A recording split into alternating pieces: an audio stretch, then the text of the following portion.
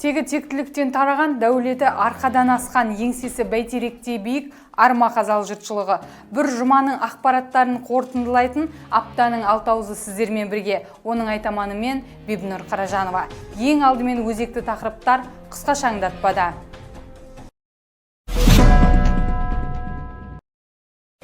Жол мәселесі жыр болды. Ұяттан жұрдай мердігерлердің жауапсыздығынан неліктен басшылық сөз естуі керек. 4 жылдан бері жантайып жатқан жолды салушыларға сөзде, сөгісте өтпейтін қандай бәтшағарлар.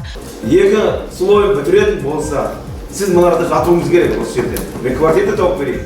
Айдың күннің аманында сөгісті соғысқа айналдырғандар кімдер? Сұраған қаржысын артығымен алып беріп, аузына жұмыстың мән жайын шайнап тұрып салып бергенде үстің мардымсыздығы қарнымызды аштырады. Бөлінген ақшаны пайдалана алмай, жолдың аяқталуына емес, уақыттың өтуіне қызмет жасаған компания 4 жыл бойы не бітірген? Әрине, өкінішті осындай қырлар қарсы шешіліп, ақшасы бөлініп тұр, қандай қиын. Өкінішке орай жұмысы мардымсыз. Мен енді ойлаймын, 7,5 шақырымды біздің мына кішкентай ғана Қазал округында компания болды, жолмен айналысып отыр. 30 км жол істеледі деген мысал беріледі. Бұл капитальный ремонт. Бар болған 7,5 шақырым, соның 2 слойы бүгінгі таңда 5,2-5,3 км салып, әлде 2,3 шақырымның 2 слойы салынған жоқ, 1 слойы салынған жоқ. Соның нәтижесінде біздің биыл ауданға жоспарланған құрылыс жұмыстары төмендеп бара жатыр. Ауданға тартылған инвестицияның көлемі ол төмендеп бара жатыр. Сонау 2020 жылы жолды жақсартамыз. Бұрынғысынан да әлде қайда талапқа сай болады дегендей алдына мақсат қойып, жобаны жұртпен таласып алған мекеме не дейді? Айтатын жоқ, жол біз кешегі салатқан. Үлгемей айтқымыз керек. Бірінші үлгемей айтқанымыз. Содан бері осы былтырдан бастап материалдан Бұда материал кетіремайыз, шерін біздің ең астанда. Бірақ уәде берген осы биыл бітіреміз дейді. Мен екінші рет сол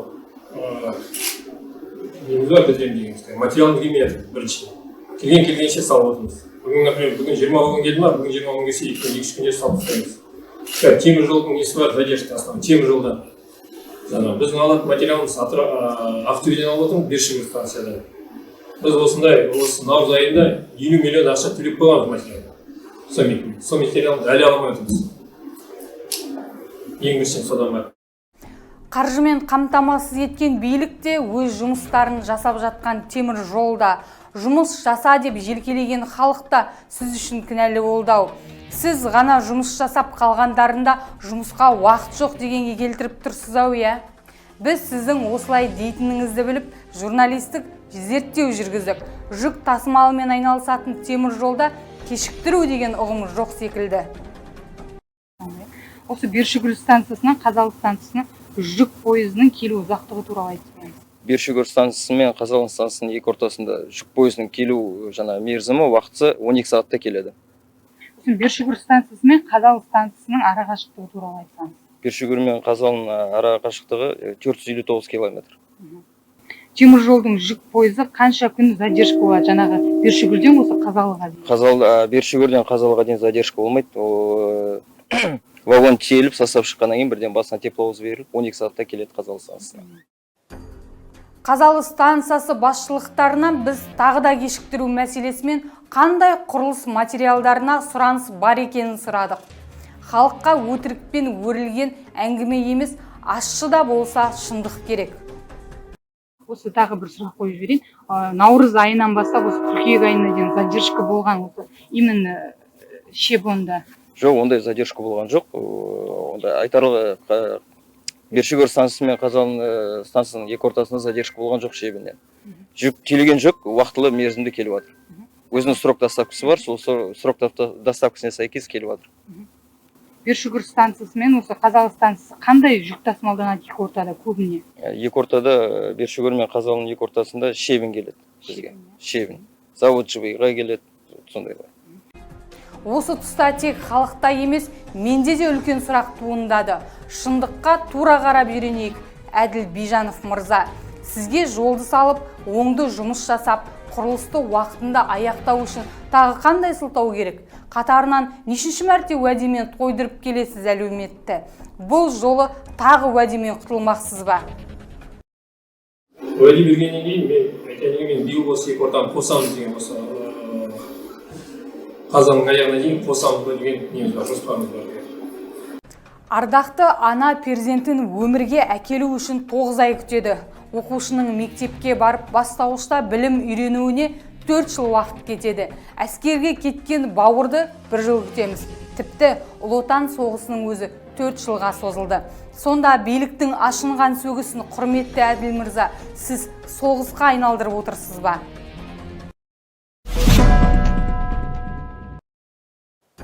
Берілген сертті орындау керек. Уәде осы жақта биліктен қатаң сұралса, ана жақта есептесу ауыр болады. Тамыз айында Қызылорда облысының әкімі Нұрлыбек Нәлібаевтың ашынған сөзін естіп, соңғы сөзіңіз сол жерде айтылып, іске көшкен боларсыз деп едік.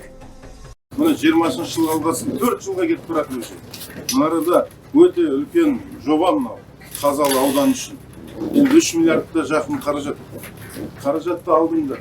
Енді қаражатты алғаннан кейін бітіру керек қой. Қаншама халық бұны күтіп отыр. Қаншама халық әбіржіп отыр. Қазір бізге жазып отыр. Бұрынғы жолымыз жақсы еді. Бұрынғы жолымызға жете алмай қалдық дейді. Несі бар еді көрдік дейді. Бұрынғы жолымыз көрсет дейді. Бұл жасамау керек еді бұны дейді. Ал жақсы болсын деп ұсыныс берілді. Жоба жасалды. Конкурс жарияланды. Жеңіп алдыңдар. Енді жасамайсыңдар. Осы елдің азаматысыңдар. Басқа өңірден келіп жатқан жоқсыздар. Бұл басқа өңірден келсе де алғаннан кейін жауапкершілік болу керек, жасау керек. Ал сіздерде екі есе жауапкершілік болу керек, осы елдің азаматы болғаннан кейін аяқтап шығу керек қалып. Осы жұмысты аяқтап, ауданға көмектесіп, басқа жұмыстарды демеушілікпен жасап беріп, елдің батасын алып кетудің орнына берген ақшаны игермей жүрсіңдер. Вообще масқара.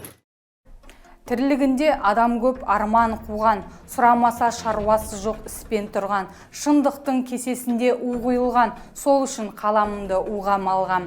Ақылдыға көрінер өмір бай болып, кейбір жандар көз қызарар от болып, сүйегінен өтпейді сан айтсаң да, қорғасын сөз атылса да оқ болып. Толғасамда жабылған деректерді көре тұра айтпасқа ашиды ішім, қалай адам ақын болады деуші едім, себепкер екен заманының ессіздері. Басқа объектің бәрін уже қойдық, Қызылордадағы объекттердің бәрін жауап ішін бәрін өшіге салатымыз, екі ортадан болды. Бүгін 18 қыркүйек дүйсенбі жол мәселесін талқылағанымызға бір аптада өтпеді. Берілген тапсырма қайда қалды? Естуші құлақ не естіді? Уәде қайда? Жұмылдырылған техниканың түрі мынау, жұмыскерлер жоқ. Жұмысшылар не істеуде? Енді сіз айтып отырсыз, қай жыл бастап осы жыл? 20 аяғында бастап. 19-19'da бастап. Қазір 23-4 жыл кетіп бара жатыр. 7,5 шақырымды 4 жылда салынмайсыз. Айналдырған 15 күнде қалай сіз салып шығасыз 200 километрді? 3-2-3-ті, айтыңызшы. Аудан басшысының шырылдайтыны бар. Жалғыздың үні шықпас дегендей, бір кісі қай жағына болмақ? Жол құрылысына ма, білім ордасының құрылысына ма? Әлде халықтың мұңы мен мұқтажын толтыру үшін ауыл аймақты аралауды қоя тұру керек пе? Неліктен айтылған сөз атылған оқтай болып, берілген тапсырманы тастай қатыруға болмай ма? Аймақ басшысына уәде бердіңіз ғой, енді азамат емессіз ба? Бердім, орындаймын. Тағы уәде беріп тұрсыз. Кім сенеді оған айтыңыз? Халық түсінбей, қанша жолдың ақшасы бөлініп жатыр, ішіп жатыр, ешкім бұзған. Мән бермей ма деп айтады. Жолдың ақшасын беріп жатқан жоқ. Жемесе істемейсіз ба енді? Ақша жоқ болса айтар еді ақшасы. Халық айтса да қалып айтпайды. Стандарт Ойл Кызо мекемесі сіздер халықтан бөлек биліктің сеніміне сыза түсіргенсіздер. Көңіл шіркін 2022-ның көктемінде қалған. Содан бері көңіліміз көлеңке. Ар сатар шайға да болса, бір асам майға да болса, ізденіп табады жейді арамды қайда да болса. Амал жоқ, халық жеп жатыр. Сіз еще ана қарламды алғансыз. 1,5 миллиард тағы игерілмей қалды қарлам. Баяғы 50 жылдар, 40 жылдар болса сізді басқа жақтан қойып қояды, білесіз бұны? Айналдырған 7 километр бізге айтып жатыр. Сіз келесіз, кетесіз. Мына әкімді бізді жеп жатыр халық. Халықтың жейтініндей бар. Себебі 2019-дың аяғында басталған жол әлі де салыну үстінде. Тіпті Қазалы тұрғындары ескі жолға зар болып қалды. Бұрынғы жылы қарадық. Ойбай тұрақты комиссияда сессияда ойбай бітіремізді. Былтыр қарадық. Ана бір басқарманың бөлім басшысы ойбай өтем кетерден жаңа шамал неғып еді, ол ұсталып кетті. Қанша адамдар кетіп жатыр жолда. Мынау ұят қой әділ. Масқара ғой мынау. Ана Қарлан деген стратегически важный объект. Оны қаншама азаматтар ана мемлекет басшысына кіріп сұрап бір мостты 50 километрден салыну керек екен. Әлсейіт пен екеуінің арасы 25 шақырым. Сөйтіп сұрап алған нәрсе 1,5 миллиард игерілмеу деген ұят қой масқара ғой. Мына жерде 801 миллион деп отыр, кеше бізге естіген 70 миллион игерілген. Облыс әкімі келеді десе, 2 погрузчик шығады, аударып қайта қояды. Масқара ғой, айналайын. Айналмаңыз, Ғазиз Әлмәмбетұлы, аямаңыз. Сіздің қолыңыздан бір емес, біраз нәрсе келеді. Халық істің де, бөстің де адамын таниды. Сіз солардың алғашқы сабындасыз. Облыс әкімі келе жатқанда бір күн бұрын бұлар қосады, 2 тракторды. Облыс әкімі кеткеннен кейін бір күн істейді. Ең болмаса бір 7-10 күн кішкене көз алда болып істесеңдер деңізші емес енді. Айналайын. Сондықтан бұл мәселені облыс әкімімен байланысу тұрғанда халықтың тиісті бір мәселе бар деп ойлаймыз. Біз мына араласып жүрген өзіміз. Өйткені сендерге пәруайларың пәнса, қазақша айтқанда, сендерге бәрі айтты не, айтпады не, халықтың сөзі не, әкімнің сөзі не, қаралай жүріп ауданның әкімі сіздердің жұмыстарыңыз үшін жаңа жігіттер айтып отыр, өзі де айтып отыр, сөгіс алып. Бас қосқан ел ағалары мәселені майшаммен қарағаны дұрыс. Мердігер мекеменің жұмысын қатаң бақылауға да алды. Жай да айтты, қатты да айтты, жылатып та айтып келеді, нәтиже жоқ. Облыс әкімі келді деп жол салып, көз қылған ойындарыңыздың құр алдау екені баршаға аян. Әділ Бейжанов Мырзеке, сіздер кімді алдап келесіздер? Халық анша мұншаға алданбайды, ал билікпен ойнауға болмайды. Ойындарыңыз осылуы әбден мүмкін.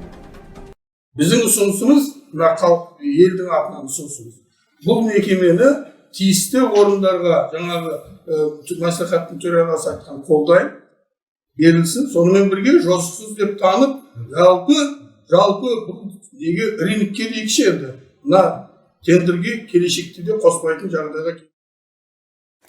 Елдің атынан қабылдаған ұсынысыңыз орынды, Талайлы Әмитжанұлы. Рингке сөз шеберін емес, іс шеберін шығарып, нәтиже мен көрсеткішті бағалайтын кез келді. Бір жұмыстың жүгін көтере алмай жүргенде тағы қандай жобаны алып, Қазалы ауданы әкімінің атына кір келтірмекші бұлар? Бір ауданның ішінде Қарлан бар. Қарлан деген біздің көзіміздің жасыменен келген нәрсе. Қырымбек Елеуовтың еңбегі, қазақша айтқанда, соны қостырған. Қостырғанда не болды? Ел бұл кісіні Ардыбекке Асандарға апарып не болу керек? Қожабаққа апарып, бір күн апару керек осы кісіні. Мына Жәнібекті білмеймін енді, жаңадан келіп жатқан жігіт қой, осы жігітті апарып біздің ағайындарға талату керек. Айтатын сөзін айтсын. Қандай сөз естиді? Халық пен билік жағадан алып жығып жатырмыз. Күшіміз жетпейтіндей, асандардың талқысына берсек, я бар қылады, я жоқ қыладау. Әділетсіздік билеген мекемені. Бір құмалақ, бір қарынмайды бүлдіреді. Жауапсыз мердігердің арқасында Қазалы ауданы әкімі Мұхтар Әуесұлының халқының алдында абыройы айрандай төгіліп, бір ғана емес, бүткіл ауданға жасаған жақсылығы жоққа шықты. Бір айтарым, халықтың қамын жеп, тұрғындар үшін болысқан әкімге шик адамдардың тарапынан қанша күйе жағылса да, ел етегімен болсын, сол күйені кетіре біледі. Себебі кісінің жақсылығы ешқашанда жаманмен жуылмайды. Мердігер кісілердің зардабынан енді аудан әкімінің істеліп жатқан жұмыстары, біздің басқарманың істеліп жатқан жұмыстары жуылып кетіп жатыр. Құр уәдемен жол салынып жатыр. Басқарма басшысы іспен емес. Уәдені 2022-ның қыс айынан бастап естіп, құлағымыз естуден қалды. Мен қыз басыммен уәдені беруге қорқақтаймын, себебі сұрау қатты. Ал Стандарт Ойл Кызо мекемесінің басшысы ер азамат болса да уәдеден жол төсеп көпір жалғаған. Өзінің ісіне жауапсыз қарайтын мердігер мекемелер. Біз Стандарт Ойл Кызо мекемесі жаңа айтып отырсыз ғой, өңір басшысын деп халық айтып жатыр деп. Бұл кісі 20-шы жылы алған жұмысты. Бұл кісіні білесіздер, былтыр 22-ші жылы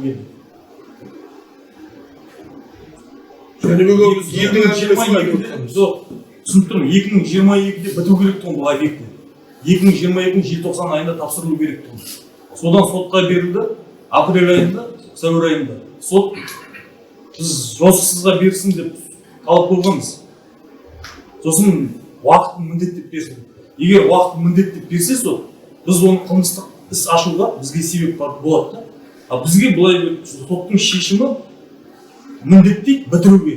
Сосын бұл кісінің өзінің уәдесі бар, маусым айының аяғында шілденің басында тапсырамын. Сот соны шешімге қойды. Сотпен істі болған таза емес мекемемен қалайша сонша мәрте жұмыс жасасуға болады. Ондай олқылықты мекемені құтты қазалыға жіберіп, сонша ақшаны бөлгізіп, айрандай ұйып отқан ауданның шырқын неге бұздыңыздар? Бізге халық сотына беріңіздер, халық жазасын ұсынсын мердігер басшысына. Өздеріңіз білесіздер, шілдеден кейін 4-ші айға келеді ғой қазір. Тағы сотқа беріп тұрмыз. Ол кісінің мекемесі Стандарт Ойл Кызо біздің басқармамен екі ортада 4 сот процесс жүріп жатыр.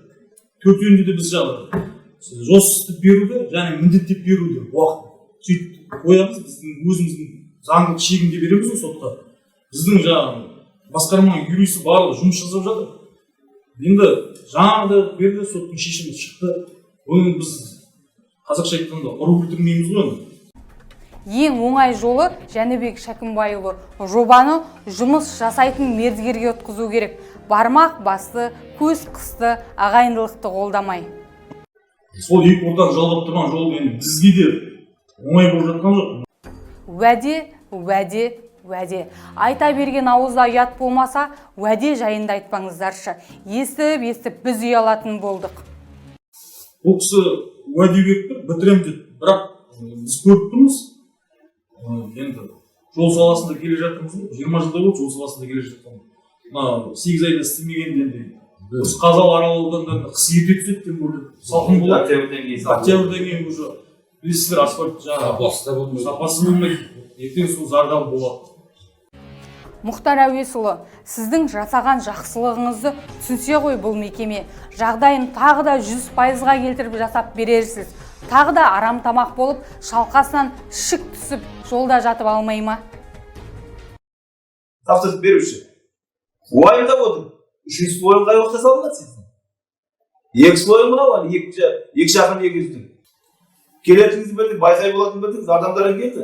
Битумда бар қыздырып жатыр. Ал түстен кейін көреміз оған черный шеп салынам, асфальт салынам.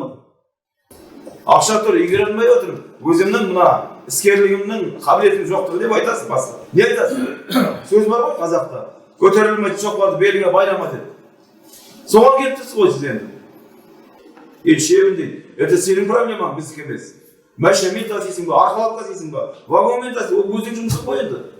Бетон дейсің. Отырған міне бізде депутат Нұркен. Шебені де әкетті машинамен ба, басқа ма, абио азғандай болса да істеп тұр. Соны мекеме баламатыңыз ғой енді. Екінші жақ біздің кім бар, Қазалы жолшы. 30 километр салып жатыр бір елдің өзінде. 29 шақырым. Средний ақшасы сіздікені әлде қайда төмен. 2 слой бітіретін болса, сіз мынарда жатуыңыз керек осы жерде. Мен квартира тауып берейін. Осы жерде жатып, жұмысты ұйымдастырып. Мына қыранның шығарып жатқан біздің қалада салып жатыр. Екі ортада қамбаштың үлкен жол, сонда салып жатыр, шығып жатыр ғой. Шебінде бар, бетумында бар, гравийінде бар, не керек бәрі бар олар. Бұлар жұмысты әрі қарай келтіріп, мына көпталақты ең болса, Мұхтар Әуесов ол айтқандай жобасын кету керек. Аймақ басшысы осы 9 айлықтың дұрыс болсында халықтың да көңілін табайық. Ол енді дымсыз отыруға болмайды. Біреуді өтеу салып, оған тағуға болмайды. Біз халқынан да жауап береміз. Мен енді ұсынысым, неден осы кісінің өзіне негізі бітірту керек енді не болғанда ше. Бірақ басқарма басшысы отыр ғой заказчик аяқта. Бір адамды бір заңыңызды ма бүткіл жұмыстан босатып, уақытша 2 ай ма 3 ай ма осы жерге қасына қойып, бүткіл жаңағы финансовый операция, бүткіл производство жұмысты контроль жасап, осы кісімен бірге қасында болып, сөйтіп жүргізсе деп ойлаймын. Ұсынысты тыңдадық. Байқағанымыз, басқа мердігерлер істі мекемемен жұмыс жасасуға қорқақтайды екен. Жақсы, соңғы сөз не болмақ? Шешім қандай ел ағалары?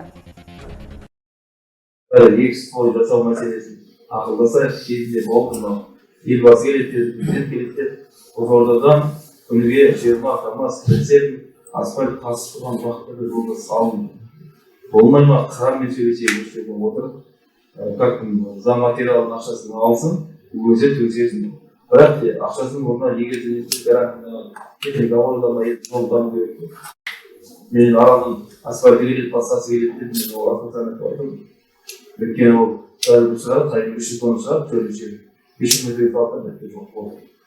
Бүгін айтылды 20 балын көтейді, оғанда 200 тонна төлеші шығар, тағы да 300 метр фактор отырамыз. Ағы жыл болды. 90 ауыз сөздің тобықтай түйіні. Мердігерлердің ісі үлкен жауапсыздық болып отыр. Сөзді тек өздеріне ғана келтіріп қоймай, еңбек қылып өнемін, халықтың жағдайын өсіремін деп жүрген Қазалы ауданының әкімі Мұхтар Оразбаевтың да атына дақ түсіріп келеді. Осы тұста уәдесін орындамайтындарға айтарым. Мал мен бақтың дұшпаны кеселді пысық көбейді. Күшік итте үріп жүр, кісіден кеммін демейді. Қу тілменен құтыртып, кетер бір күн отыртып, қызмет қылған кісісін құртуға таяды. Өзі оңбай жүргенде кімге ойлайды берекет, кімді ұялып аяйды, расы жоқ сөзінің, ырысы жоқ өзінің. Әзірге айтарымыз осы, құрметтілерім. Олай болса, ардақты ақ жағалы азаматтар ақшаға емес арға, нанға емес намысқа жұмыс жасайық.